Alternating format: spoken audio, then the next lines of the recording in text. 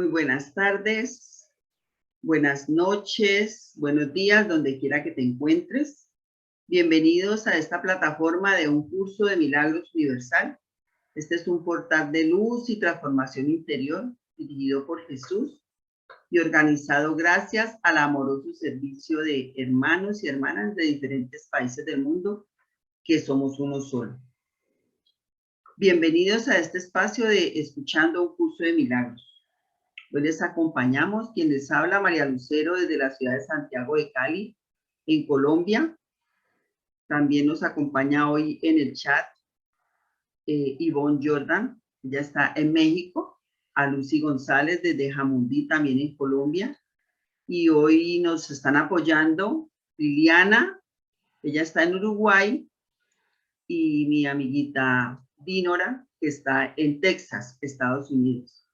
Bienvenida, Ivonne, y puedes hacer la oración. Y les voy a pedir que con toda su presencia, en este instante, juntos, inhalando el amor de Dios y exhalando el amor de Dios, invoquemos esa presencia divina,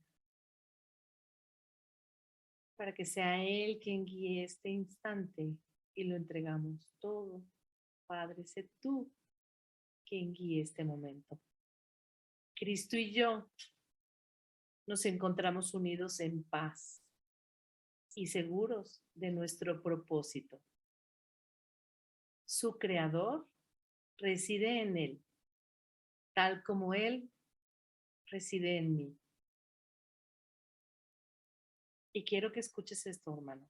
Mi unidad con el Cristo me establece como tu hijo, más allá del alcance y del tiempo, y libre de toda ley y salvo de la tuya. No tengo otro ser que el Cristo que vive en mí. No tengo otro propósito que el suyo.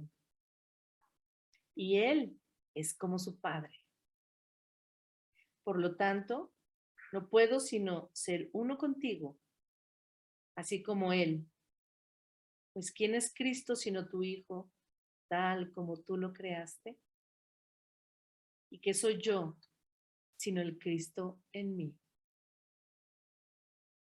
Y comenzamos con la práctica de la psicoterapia. En la sección 1, la elección de pacientes. Párrafo 1.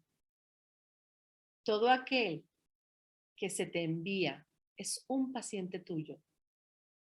Esto no significa que tú lo selecciones ni que escojas la clase de tratamiento adecuado, pero sí significa que nadie viene a ti por error.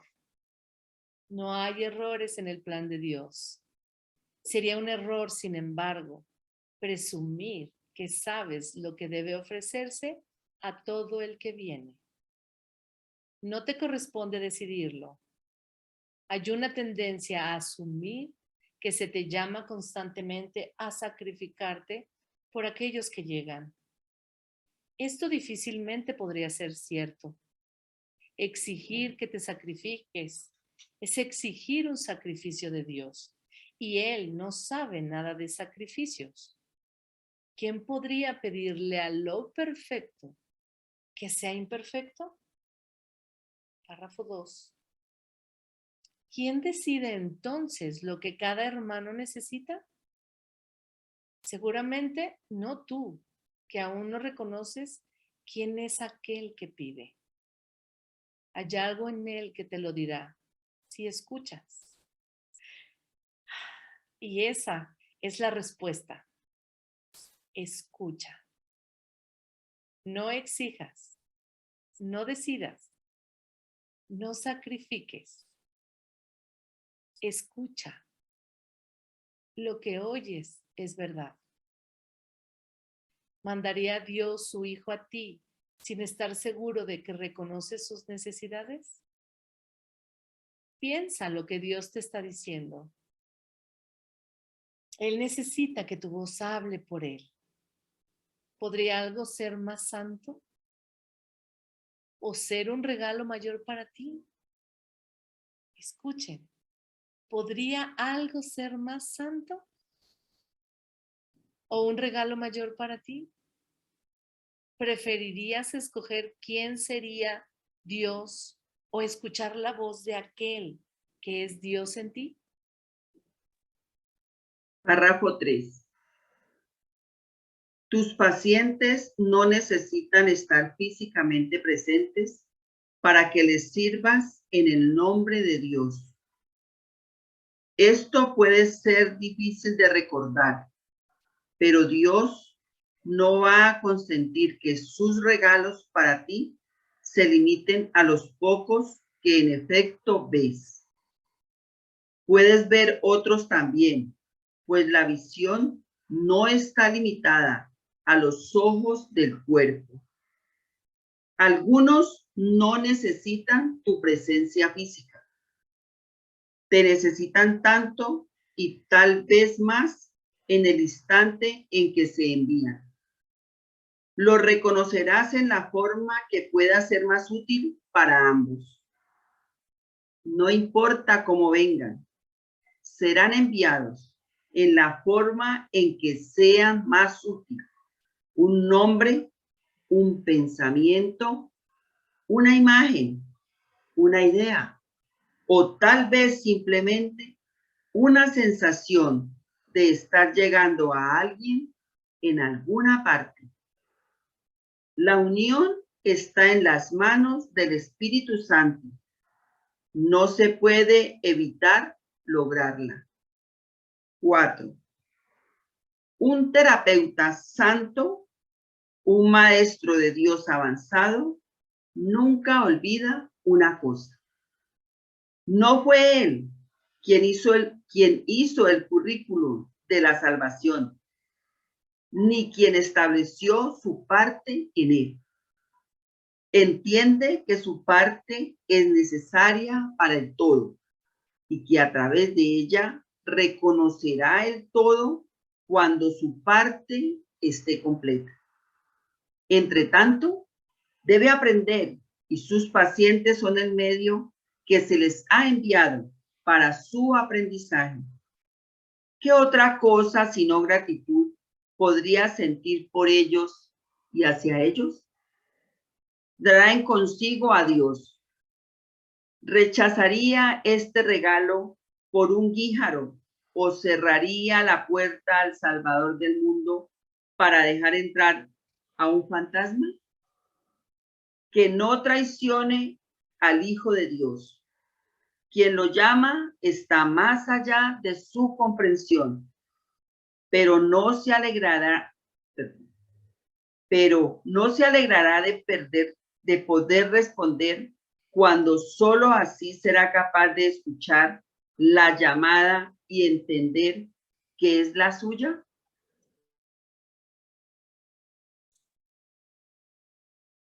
Sección 2. ¿Es la psicoterapia una profesión? Párrafo 1. Estrictamente hablando, la respuesta es no. ¿Cómo podría considerarse exclusiva una profesión que todo el mundo desempeña? ¿Qué límites podrían imponérsele a una interacción en la que cada quien es a la vez paciente y terapeuta en toda relación de la que forma parte? Sin embargo, desde un punto de vista práctico, se puede decir que hay algunas personas que se dedican fundamentalmente a alguna u otra forma de curación como su tarea principal. Y es a ellos a los que un gran número de personas acude en busca de ayuda. Esa es, en efecto, la práctica de la terapia. Ellos son, por consiguiente, los ayudantes oficiales. Están dedicados a satisfacer ciertas clases de necesidades en sus actividades profesionales, aunque pueden ser maestros mucho más capaces fuera de ellas. No necesitan, evidentemente, pautas específicas, pero se les puede pedir que utilicen ciertas aplicaciones que los principios generales que rigen, voy con la 1.9, no necesitan evidentemente pautas específicas, pero se les puede pedir que utilicen ciertas aplicaciones de los principios generales que rigen la curación. Párrafo 2. En primer lugar, el terapeuta profesional se encuentra en una posición idónea para demostrar que no hay grado de dificultad en la curación. No obstante, para poder hacer esto necesita un adiestramiento especial, puesto que el aprendizaje mediante el cual se convirtió en terapeuta probablemente le enseñó poco o nada acerca de los verdaderos principios de la curación. De hecho, probablemente le enseñó cómo imposibilitarla. La mayoría de las enseñanzas del mundo siguen un programa de estudio en cómo juzgar, con miras a hacer del terapeuta un juez. Más aún de esto se puede valer el Espíritu Santo y lo hará a la menor invitación. El sanador no sanado puede ser arrogante, egoísta, indiferente e incluso deshonesto. Puede no estar interesado en la curación como su meta principal, pero algo le sucedió, no importa cuán leve pudo haber sido, ni cuán equivocada la dirección que pudo haber elegido cuando decidió ser un sanador. Ese, entre comillas, algo es suficiente.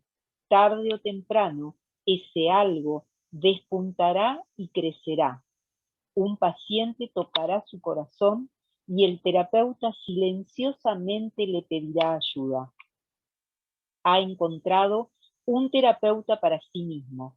Le ha pedido al Espíritu Santo que entre en la relación y la sane.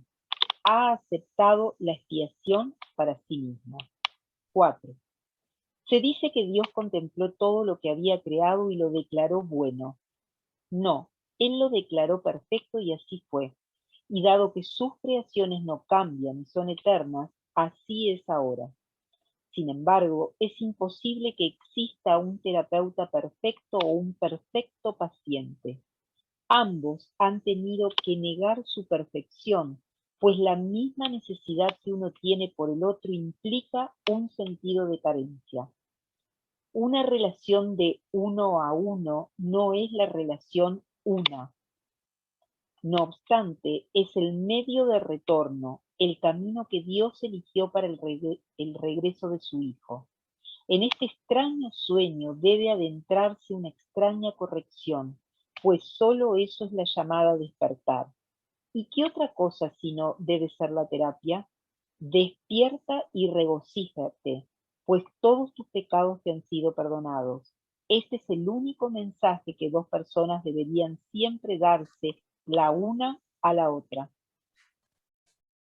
Párrafo 5. Algo bueno debe resultar de todo encuentro entre paciente y terapeuta. Y ese algo bueno se salvaguarda para los dos hasta el día en que ambos puedan reconocer que solo eso fue real en su relación. En ese momento se les devuelve, bendecido por el Espíritu Santo, como un regalo de parte de su Creador y como muestra de su amor. Pues la relación terapéutica debe llegar a ser como la relación entre el Padre y el Hijo. No hay otra, porque no hay nada más. Los terapeutas de este mundo no esperan ese resultado y muchos de sus pacientes serían incapaces de aceptar su ayuda si ese fuera el caso. No obstante, ningún terapeuta establece realmente el objetivo de las relaciones de las que forma parte. Su comprensión comienza con este reconocimiento y se profundiza a partir de ahí. Párrafo 6. En el instante en que el terapeuta se olvida de juzgar al paciente, es cuando tiene lugar la curación.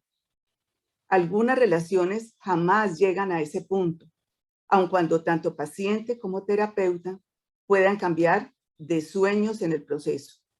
Sin embargo, el sueño no será el mismo para ambos y por ende no es el sueño de perdón en el que ambos despertarán algún día. Lo bueno se salvaguarda, de hecho se atesora, pero es poco el tiempo que se ahorra. Los nuevos sueños perderán su atracción temporal y se convertirán en sueños de miedo, que es el contenido de todos los sueños. No obstante, ningún paciente puede aceptar más de lo que está listo para recibir, y ningún terapeuta puede ofrecer más de lo que cree tener. Por lo tanto, hay un lugar para todas las relaciones de este mundo y aportarán tanto bien como cada una pueda aceptar y utilizar. 7. De todos modos, es cuando el juicio cesa que el sanar ocurre, pues solo entonces puede entenderse que no hay orden de dificultad en la sanación. Este es un entendimiento necesario para el sanador sanado. Ha aprendido que no es más difícil despertar a un hermano de un sueño que de otro. Ningún terapeuta profesional puede retener esta comprensión en su mente de manera estable y ofrecerla a todo el que viene a él. Hay algunos en este mundo que han llegado muy cerca, pero no han aceptado el regalo completamente para poder quedarse y hacer que su comprensión permanezca en la tierra hasta el final de los tiempos. Difícilmente se los podría llamar terapeutas profesionales. Son los santos de Dios, son los salvadores del mundo. Su imagen permanece, pues ha elegido que así sea. Reemplazan otras imágenes y ayudan con sueños amables. 8. Una vez que el terapeuta profesional se ha dado cuenta de que las mentes están unidas, pueden también reconocer que el orden de dificultad en la sanación no tiene sentido. No obstante, mucho antes de lograr esto en el tiempo, puede encaminarse hacia ello. Puede tener muchos instantes santos en el camino. Una meta marca el final de una jornada, no el comienzo. Y a medida que se logra cada meta, se puede vislumbrar otra adelante. La mayoría de los terapeutas profesionales apenas están en el comienzo de la fase inicial del primer viaje. Incluso aquellos que han comenzado a entender lo que tienen que hacer pueden oponerse aún a iniciar el camino. Sin embargo, todas las leyes de la sanación pueden ser suyas en un solo instante. El viaje no es largo, excepto en sueños. El terapeuta profesional posee una ventaja que puede ahorrarle una enorme cantidad de tiempo si la usa adecuadamente. Ha elegido una senda en la que existe una gran tentación a hacer un mal uso de su papel. Si escapa a la tentación de asumir una función que no le ha sido dada, podrá superar muchos obstáculos a la paz con bastante rapidez. Para entender que no hay grados de dificultad en la curación, tiene que reconocer también su igualdad con el paciente. No hay términos medios en esto. O bien son lo mismo, o bien no lo son. Los intentos de los terapeutas de transigir con respecto a esto son extraños en verdad. Algunos utilizan la relación únicamente con el fin de coleccionar cuerpos para que les rindan culto en sus santuarios, y ven esto como una curación. Muchos pacientes también consideran este extraño procedimiento como la salvación. Aún así, en cada encuentro hay uno que dice: hermano mío, elige de nuevo. 10. No olvides que cualquier forma de especialismo debe ser defendida y lo será. El terapeuta que camina sin defensa dispone de la fortaleza de Dios, pero el terapeuta que anda a la defensiva ha perdido de vista la fuente de su salvación. Él ni ve ni oye. ¿Cómo puede entonces enseñar? Puede hacerlo porque la voluntad de Dios es que Él ocupe su puesto en el plan para la salvación, porque es la voluntad de Dios que Él ayude a su paciente a unirse a Él allí, y porque su incapacidad para ver y oír no limita al Espíritu Santo en modo alguno, excepto en el tiempo, pues en el tiempo puede haber un gran intervalo entre el ofrecimiento y la aceptación de la curación. Este es el velo que cubre la faz de Cristo, pero no puede ser sino una ilusión, porque el tiempo no existe y la voluntad de Dios ha sido siempre exactamente como es. Sección 3, la cuestión del tiempo. Perdón, sección 3, la cuestión del pan. Párrafo 1. Nadie puede pagar por la terapia, pues la sanación es de Dios y Él no pide nada. Sin embargo, es parte de su plan que todo en este mundo sea utilizado por el Espíritu Santo para ayudar a cumplir con el plan. Aún el terapeuta avanzado tiene algunas necesidades terrenales mientras está aquí. Si necesita dinero, se le dará, no como pago, sino para ayudarle a desempeñarse mejor dentro del plan. El dinero no es malo, no es nada, pero nadie aquí puede vivir sin ilusiones, pues aún debe esforzarse por lograr que la última ilusión sea aceptada por todos en todas partes. Tiene una parte extraordinaria en este único propósito para el cual vino. Solo para eso permanece aquí. Y mientras permanezca, se le dará lo que necesite para quedarse. Párrafo 2. Solo un sanador no sanado intentaría sanar por dinero y no tendrá éxito en la medida en que lo considere de valor, ni encontrará su sanación en el proceso. Habrá algunos a quienes el Espíritu Santo les pida algún pago para su propósito. Habrá otros a quienes no se le pida. No debe ser el terapeuta el que tome esas decisiones. Hay una diferencia entre pago y costo.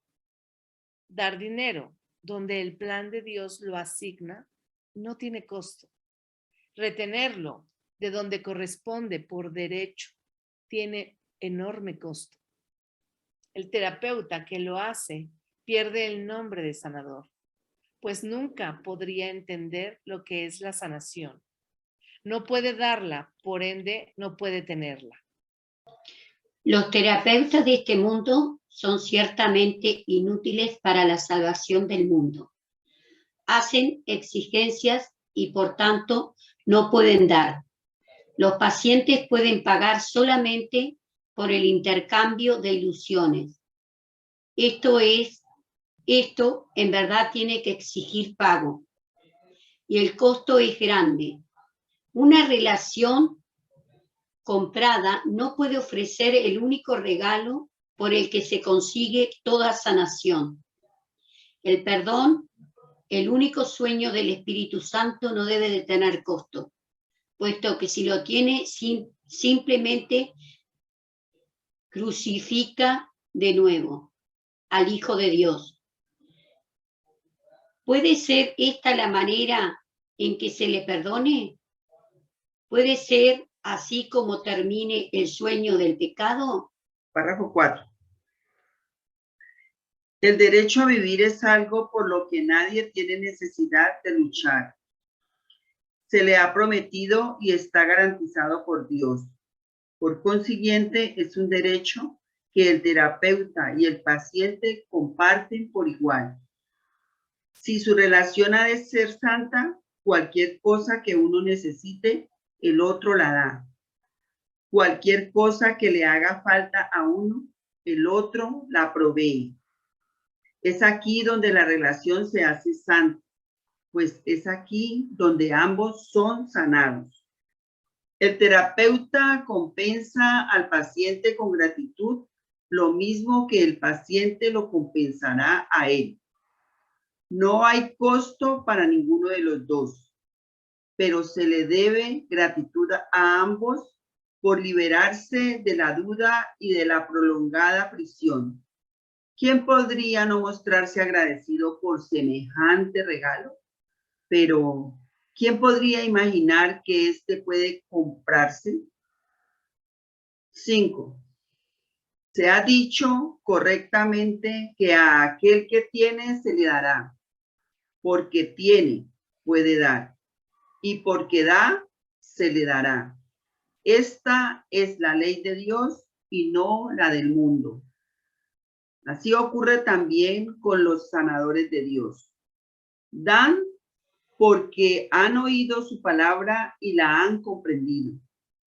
Todo lo que necesitan se les habrá dado de esta manera, pero perderán esta comprensión a menos que recuerden que todo lo que tienen procede únicamente de Dios. Si creen que necesitan cualquier cosa de un hermano, no lo reconocerán más como un hermano.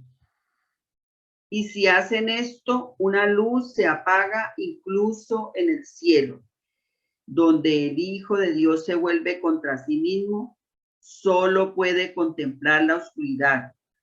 Se ha negado la luz a sí mismo y no puede ver. 6.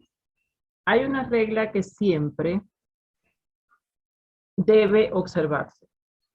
No se debe rechazar a nadie porque no pueda pagar. Nadie es enviado a otro por casualidad.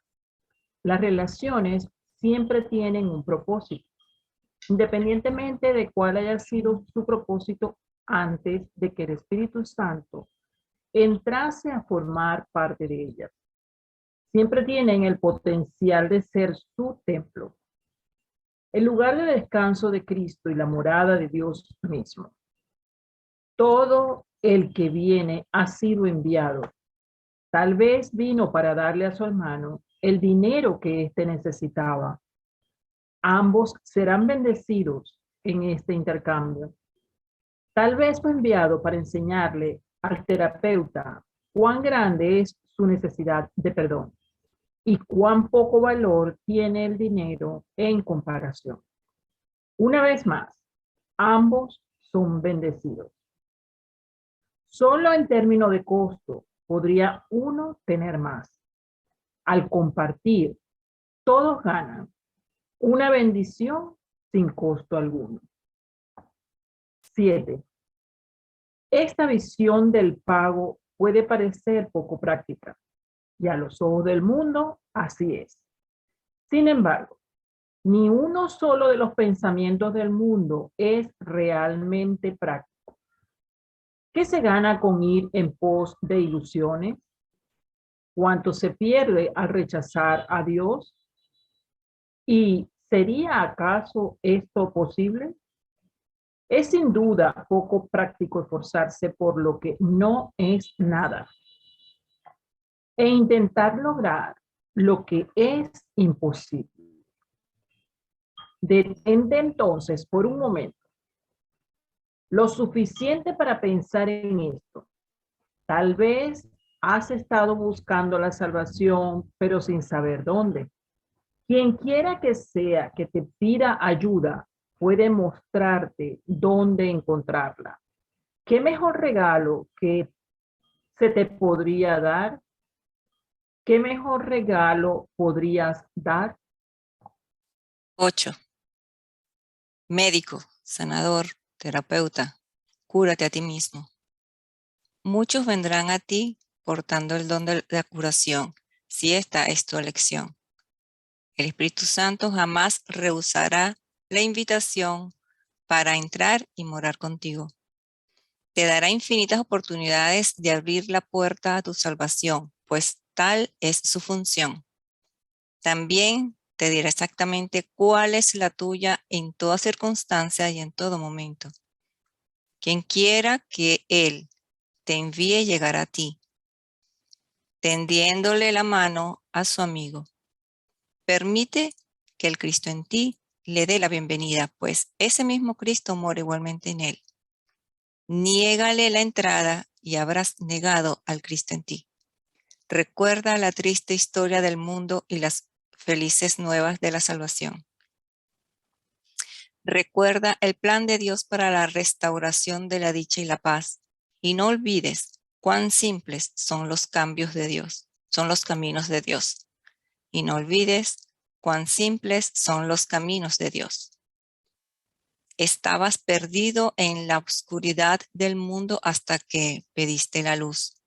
Y entonces Dios envió a su Hijo para que te la diera.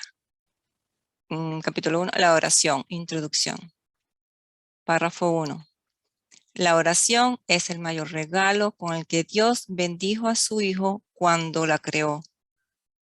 Yo era entonces aquello que había de llegar a ser la única voz que el Creador y la creación comparten.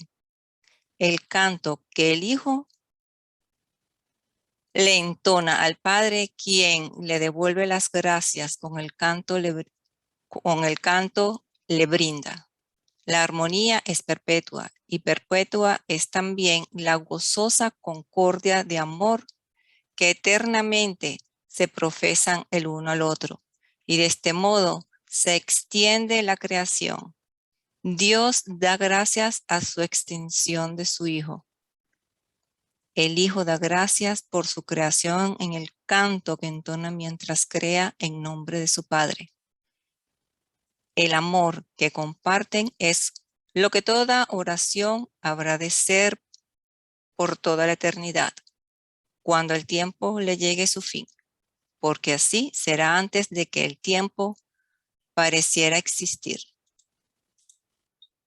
2. Para ti que te encuentras brevemente en el tiempo, la oración toma la forma que mejor satisfaga tu necesidad. Solo tienes una. Lo que Dios creó uno debe reconocer su unidad y alegrarse de que las ilusiones parecían separar y por siempre uno en la mente de Dios. La oración debe ser ahora el medio por el que el Hijo de Dios abandona sus metas e intereses separados y se dirige en santo júbilo a la verdad de la unión con su Padre y consigo mismo. 3.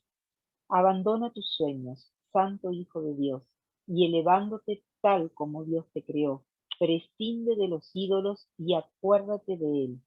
La oración te sostendrá ahora y te bendecirá según alzas tu corazón a Él en un canto ascendente que se eleva muy alto y luego más alto aún, hasta que tanto lo alto como lo bajo desaparecen. La fe en tu objetivo crecerá y te apoyará según asciendas por la luminosa escalera que te lleva a las praderas celestiales y al umbral de la paz. Pues esto es la oración y ahí se encuentra la salvación. Este es el camino, este es el regalo que Dios te hace. Sección 1. La verdadera oración. Párrafo 1. La oración es un camino que el Espíritu Santo ofrece para alcanzar a Dios. No es solo una pregunta o una súplica. No puede tener éxito hasta que te des cuenta de que no pide nada. ¿De qué otra forma podría cumplir su propósito? Es imposible orar pidiendo ídolos y tener esperanzas de alcanzar a Dios. La verdadera oración debe evitar la trampa de la súplica.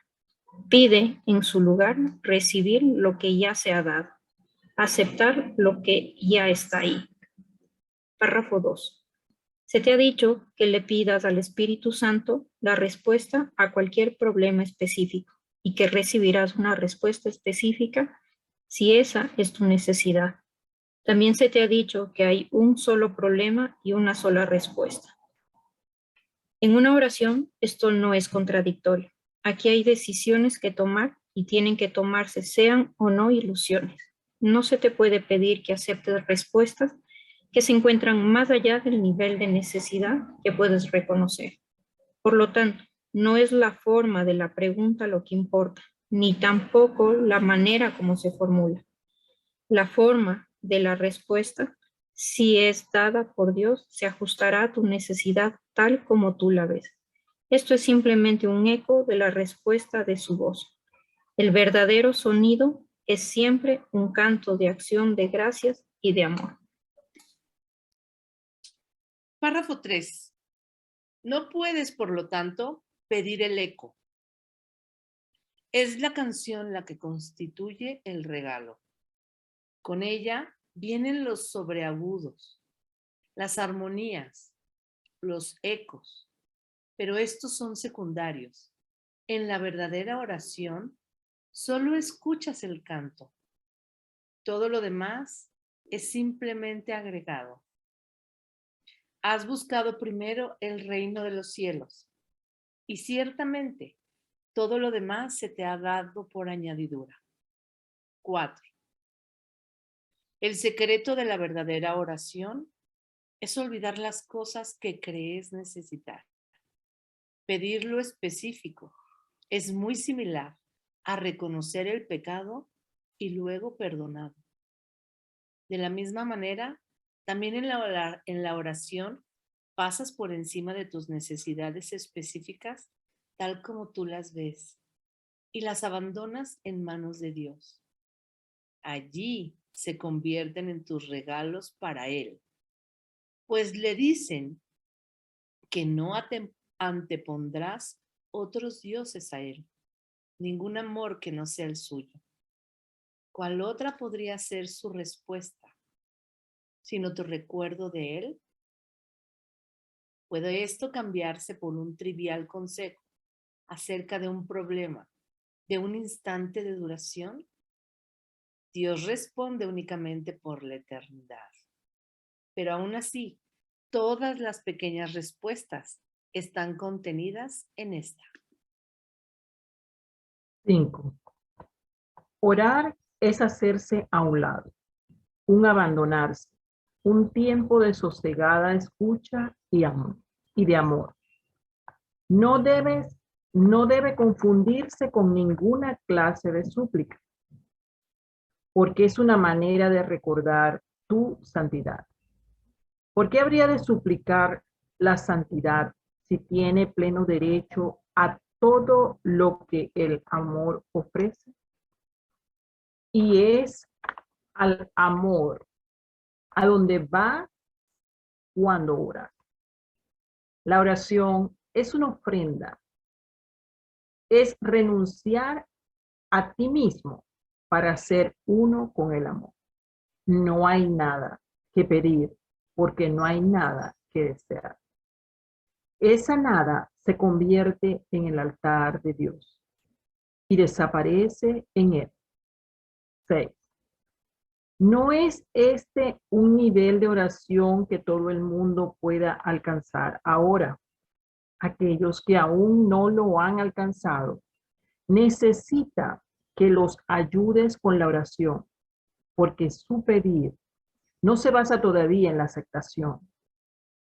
El que alguien ayude con la oración no significa que otro medie entre Dios y tú, pero sí significa que otro está a tu lado y te ayuda a elevarte hasta Él. Aquel que se ha dado cuenta de la bondad de Dios, ora sin temor. Y el que ora sin temor no puede sino llegar a Él. Por lo tanto, también Él puede llegar hasta su Hijo, donde quiera que éste se encuentre, e independientemente de la forma que parezca adoptar. 7. Orar a Cristo en cualquiera es una verdadera oración, porque constituye un regalo de agradecimiento a su Padre. Pedir que Cristo no sea sino Él mismo no es una súplica, es un canto de gratitud por lo que eres. En esto radica el poder de la oración. No pide nada y lo recibe todo. Esta oración puede ser compartida porque recibe por todos. Orar con alguien que sabe que esto es verdad es haber recibido respuesta. Tal vez la forma concreta de la solución a un problema específico se le ocurra a uno de vosotros. No importa a quién de los dos sea. Tal vez os llegue a ambos si estáis en una genuina armonía el uno con el otro. Mas vendrá porque os habéis dado cuenta de que Cristo habita en los dos.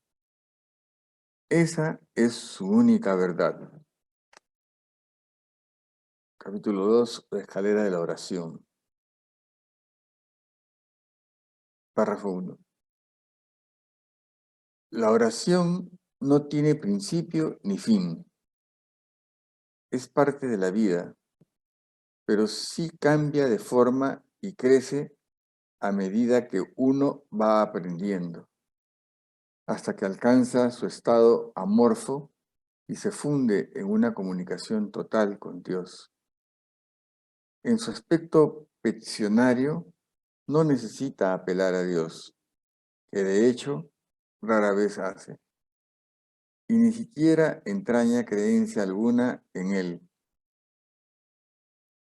En estos niveles, la oración es un simple desear que surge de un sentido de carencia y escasez. 2. Estas formas de oración de pedir desde la necesidad siempre implican sentimientos de ser débil e inadecuado y jamás podrían ser realizadas por un hijo de Dios que sepa quién es. Nadie, pues, que esté seguro de su identidad podría orar en estas formas. Pero no es menos cierto que nadie que no tenga certeza sobre su identidad pueda evitar orar de esta manera. Y la oración es tan continua como la vida. Todo el mundo ora sin cesar. Pide y has recibido, puesto que has establecido lo que quieres. 3. También es posible alcanzar una forma más elevada de pedir desde la necesidad, puesto que en este mundo la oración es reparativa y por lo tanto debe establecer niveles de aprendizaje. Aquí la petición puede ser dirigida a Dios con creencia sincera, aunque sin comprensión. Un vago y usualmente inestable sentido de identificación se ha alcanzado generalmente, pero tiende a opacarlo un sentimiento de pecado de profundo arraigo. Es posible en este nivel continuar pidiendo cosas en este mundo en varias formas, y también es posible pedir regalos como la honestidad o la bondad, y particularmente el perdón de las muchas fuentes de culpa que inevitablemente yacen bajo cualquier oración de necesidad. Sin culpa no existe escasez. Los que no han pecado no tienen necesidades. Párrafo 4. En este nivel surge también esa curiosa contradicción de términos conocida como orar por nuestros enemigos. La contradicción no se encuentra en las palabras mismas, sino más bien en la manera en que usualmente se interpretan. Mientras creas tener enemigos, habrás limitado tu oración a las leyes de este mundo. Y habrás limitado también tu capacidad de recibir y de aceptar a esos mismos estrechos márgenes. Sin embargo, si tienes enemigos, tienes necesidad de oración, y una gran necesidad, por cierto. Entonces, ¿qué significa realmente la frase orar por nuestros enemigos? Significa que debes orar por ti, para que no busques aprisionar a Cristo y así perder el reconocimiento de tu propia identidad. No traiciones a nadie o te traicionarás a ti mismo. Párrafo 5. Un enemigo es el símbolo de un Cristo prisionero. ¿Y quién podría ser él sino tú mismo? Orar por los enemigos se convierte de este modo en una manera de orar por tu propia libertad. Ahora la oración ha dejado de ser una contradicción. Se ha convertido en una declaración de la unidad de Cristo y en el reconocimiento de su impecabilidad. Ahora se ha vuelto santa, pues reconoce al Hijo de Dios tal como fue creado. Párrafo 6. Nunca olvides que la oración, en cualquiera de sus niveles, es siempre para uno mismo. Si te unes a alguien en oración, lo haces parte de ti. El enemigo eres tú, al igual que eres el Cristo. Por ello, antes de hacerse santa, la oración es una elección. Tú no eliges por otro, solo puedes elegir por ti mismo. Ora verdaderamente por tus enemigos, pues en esto radica tu propia salvación. Perdónalos por tus pecados y ciertamente serás perdonado. Párrafo 7. La oración es una escalera que llega hasta el cielo. En lo alto se produce una transformación muy similar a la tuya, pues la oración es parte de ti. Las cosas de la tierra se dejan atrás y ya no se recuerdan más. No se hacen peticiones, puesto que nada falta.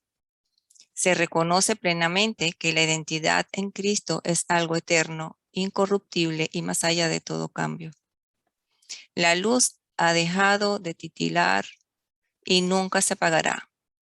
Ahora, sin necesidades de ninguna clase y revestida para siempre, con la pura impecabilidad que es el regalo de Dios para ti, su Hijo, la oración puede convertirse otra vez en aquello para lo que se concibió, pues ahora se lleva cual canto de gratitud a tu Creador, sin palabras, pensamientos o vanos deseos, y sin necesidad de nada en absoluto.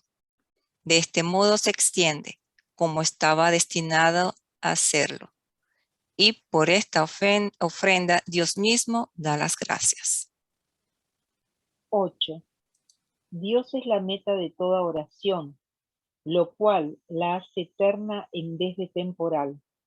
No tiene comienzo, pues la meta nunca ha cambiado. En las formas que adopta inicialmente, la oración es una ilusión, ya que no se necesita escalera alguna para llegar hasta aquello de lo que uno nunca se alejó.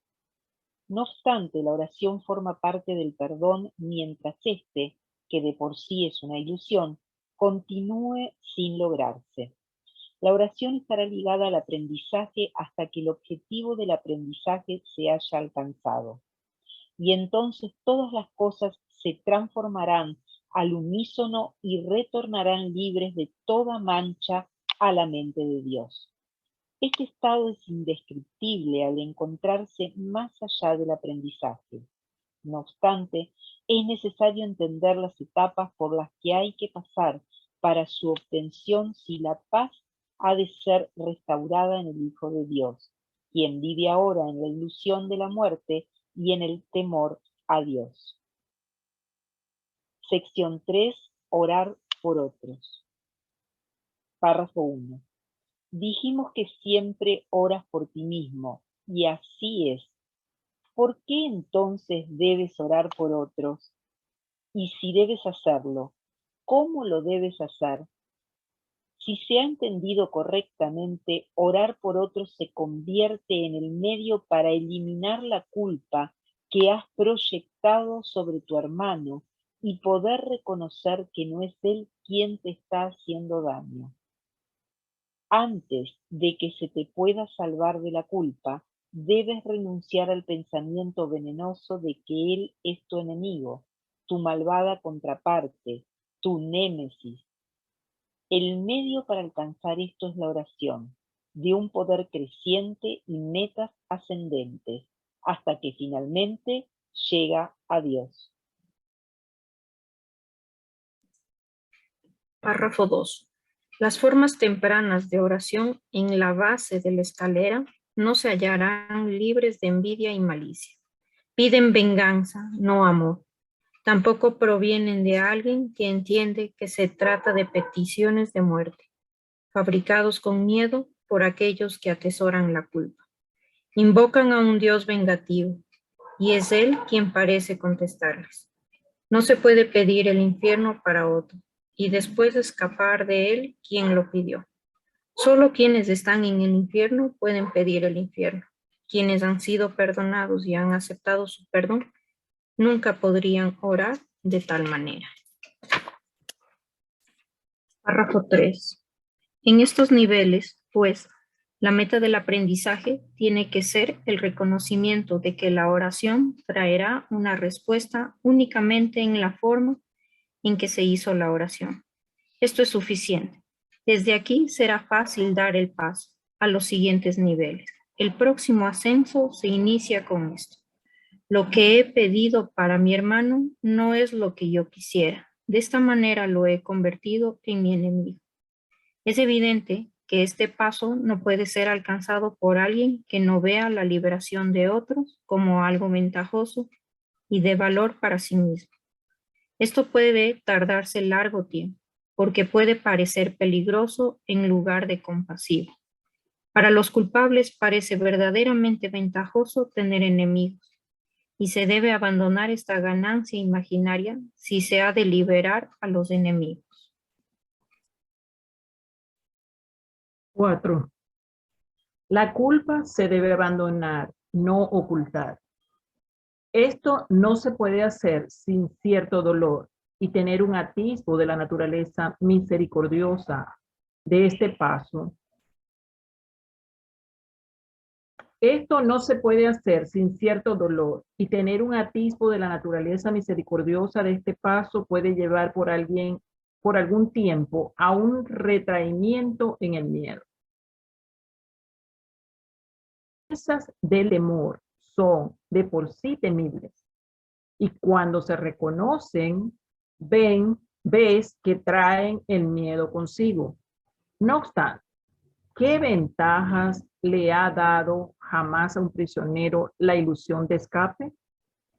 Su verdadero escape de la culpa radica únicamente en el reconocimiento de que la culpa ha desaparecido. Mas, ¿cómo puede reconocer esto mientras la oculte en otro y no vea que es la suya propia? El miedo a escapar hace que resulte difícil darle la bienvenida a la libertad y convertir a un enemigo en carcelero parece ofrecer seguridad. ¿Cómo entonces puede él ser liberado sin tú experimentar un profundo miedo por ti mismo? Lo has convertido en tu salvación y en tu escape de la culpa. Tu inversión en esta forma de escape es enorme y tu miedo de renunciar a ella es grande en verdad. 5. Aquíétate por un instante ahora mismo y piensa en lo que has hecho. No olvides que fuiste tú quien lo hizo y quien puede, por lo tanto, dejarlo ir. Extiende la mano. Este enemigo ha venido a bendecirte. Acepta su bendición y siente cómo tu corazón se eleva y tu miedo desaparece. No te aferres al miedo ni a él. Él es un hijo de Dios, al igual que tú. No es un carcelero, sino un mensajero de Cristo. Sé esto para él, para que lo puedas ver así. Párrafo 6. No es fácil darse cuenta de que las oraciones que piden cosas, posición social, amor humano, regalos externos de alguna clase, se realizan siempre para establecer carceleros y esconderse de la culpa. Estas cosas se usan como metas para sustituir a Dios y por lo tanto distorsionan el propósito de la oración. El deseo de ellas es la oración. Uno no necesita pedir explícitamente. La meta de Dios se pierde en la búsqueda de metas menores de cualquier clase y la oración se convierte en pedir enemigos. El poder de la oración puede ser reconocido con gran claridad, incluso en esto. Nadie que desee un enemigo dejará de encontrarlo, pero con igual seguridad perderá la única meta verdadera que se le ofrece. Piensa en el costo y compréndelo bien. Todas las demás metas son al costo de Dios. 4. Orar con otros. Párrafo 1. Hasta que por lo menos comienza el segundo nivel, uno no puede compartir en oración, puesto que hasta que no se llegue ese punto, cada uno tiene que pedir cosas diferentes. Pero una vez que la necesidad de conservar al otro como enemigo se ha cuestionado y la razón para hacerlo se ha reconocido, aunque sea por un instante, se hace posible unirse en oración. Los enemigos no comparten una meta. Es en esto en lo que se conserva su enemistad. Sus deseos separados son sus arsenales, sus fortalezas en el odio. La clave para elevarse aún más en oración radica en este sencillo pensamiento, este cambio de mentalidad. Vamos juntos, tú y yo. Párrafo 2. Ahora es posible ser de ayuda en la oración y así tú mismo subir un peldaño más. Con este paso se inicia un ascenso más rápido, pero todavía quedan muchas lecciones por aprender. El camino está libre y despejado, y hay motivos para sentirse esperanzado.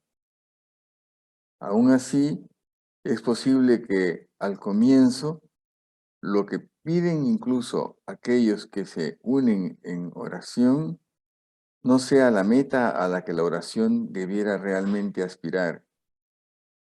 Incluso pueden pedir cosas juntos y así dar lugar a la ilusión de que comparten una misma meta. Pueden pedir juntos cosas específicas sin darse cuenta de que están pidiendo efectos sin causa. Y esto no se les puede dar, pues nadie puede recibir tan solo efectos, implorándolos a una causa de la que no provienen. Párrafo 3. De modo que incluso unirse a otros no es suficiente. Si los que oran juntos no preguntan, ante todo, ¿cuál es la voluntad de Dios? Solo de esta causa puede proceder la respuesta en la que todo lo específico se satisface y todos los deseos particulares se unifican. Orar por cosas específicas es pedir que de alguna manera el pasado se repita. Lo que antes se disfrutó o pareció disfrutarse y lo que era de otro y él parecía amar, no son sino ilusiones del pasado. El objetivo de la oración es liberar el presente de su encadenamiento a las ilusiones del pasado y que las deje ser un remedio que se elige libremente para corregir cada elección errónea que se haya tomado. Lo que la oración puede ofrecer ahora excede en tal medida todo cuanto antes pedías que sería una lástima que se contestases con menos. has elegido una oportunidad recién nacida cada vez que oras, y la sofocarías y encarcelarías en antiguas prisiones. Cuando ha llegado la oportunidad de liberarte de todas a la vez. No restringas tu pedir. La oración puede traer la paz de Dios. ¿Qué cosa ligada al tiempo puede darte más que esto, durante el pequeño lapso que dura hasta que se desmorona en polvo? La oración es un camino hacia la verdadera humildad. Y aquí de nuevo se eleva lentamente y crece en fuerza, amor y santidad. Permítele tan solo que abandone el suelo desde el que empieza a elevarse hacia Dios y a la verdadera humildad. Vendrá por fin a agraciar la mente que pensó que estaba sola y se enfrentaba al mundo. La humildad trae paz porque no exige que tú debas regir el universo, ni juzga todas las cosas como quisiera que fuesen. Alegremente hace a un lado a todos los pequeños dioses, no con resentimiento, sino con honestidad y reconocimiento que no sirven. 2. Las ilusiones y la humildad tienen metas tan dispares que no pueden coexistir ni compartir una morada donde pudieran encontrarse. Allí donde una llega, la otra desaparece. Los que son verdaderamente humildes no tienen otra meta que Dios, porque no necesitan ídolos, y las defensas ya no tienen objeto. Los enemigos son inútiles ahora, pues la humildad no es confrontativa. No se oculta avergonzada porque está satisfecha con lo que es, en el conocimiento de que la creación es la voluntad de Dios. Su falta de egoísmo es el ser, y esto es lo que ve en cada encuentro, en los que gustosamente se une a cada hijo de Dios, cuya pureza reconoce, comparte con él. Párrafo 3. Ahora la oración se eleva por encima del mundo de las cosas, de los cuerpos y de los dioses de todo tipo, y por fin puedes descansar en santidad. La humildad ha venido a enseñarte cómo entender la gloria que es tuya por ser hijo de Dios y a reconocer la arrogancia del pecado. Un sueño ocultaba la faz de Cristo de ti, mas ahora puedes contemplar su impecabilidad. La escalera ha llegado muy alto, ya casi estás en el cielo. Es muy poco lo que te queda por aprender antes de que la jornada finalice. Ahora puedes decir a todo aquel que venga a unirse contigo en oración: no puedo ir sin ti, pues eres parte de mí. Y así es en verdad. Ahora puedes orar solo por lo que realmente compartes con él, pues has comprendido que nunca se marchó y que tú, que parecías estar solo, eres uno con él. 4. Este es el final de la escalera, pues ya no hay nada más que aprender. Ahora te encuentras ante el umbral del cielo, con tu hermano a tu lado.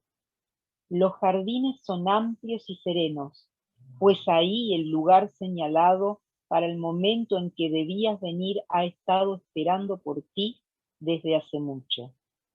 Ahí finaliza el tiempo para siempre. En ese umbral, la eternidad misma se une a ti. La oración se ha convertido en lo que siempre estuvo destinada a ser, pues has reconocido al Cristo en ti. Voy a leer la plegaria de la oración de la lección 291. Mi mente se aquieta hoy para recibir los pensamientos que tú me ofreces y acepto lo que procede de ti en lugar de lo que procede de mí. No sé cómo llegar hasta ti, mas tú lo sabes perfectamente. Padre, Guía a tu hijo por el tranquilo sendero que conduce a ti. Haz que mi perdón sea total y completo y que tu recuerdo retorne a mí. Este es un día de sosiego y de paz.